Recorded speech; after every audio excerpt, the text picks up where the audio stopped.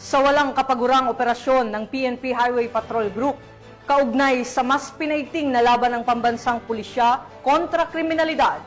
Dalawang sospek sa kasong karnaping at pamemeke ng mga dokumento ng motorsiklo ang matagumpay na nahuli ng PNP HPG sa barangay Pulong Bulo, Angeles City, Pampanga. Patrolman Mark Roland Feliciano sa report. Ang dalawang suspect sa kasong karnaping at estapa nasangkot din sa pamemeke ng mga dokumento ng motorsiklo sa barangay Pulong Bulo, Angeles, Pampanga. Ito'y bunga ng walang kapagurang operasyong isinasagawa ng HPG upang masakote ang mga taong may pananagutan sa batas. Pinangunahan nga ng HPG Pampanga ang nasabing operasyon sa pangunguna ng kanilang team leader na si Police Major Alan A. Morales. Magandang araw po sa ating lahat. Ang Provincial Highway Patrol Team Pampanga ay nagkaroon ng isang matagumpay na traffic operation na nagresulta ng pagka-aresto ng dalawang taga-Pampanga na mga suspect na involved sa Labas Casa Scheme.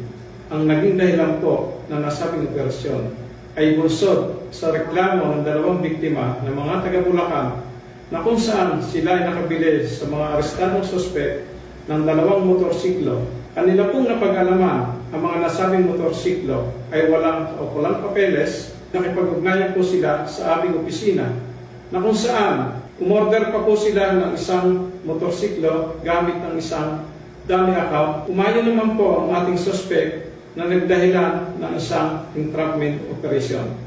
Pagwalayin po natin sana na bago po tayo bumili ng mga sekundamanong motorsiklo o sasakyan, ay huwag po tayong mainganyo sa murang halaga.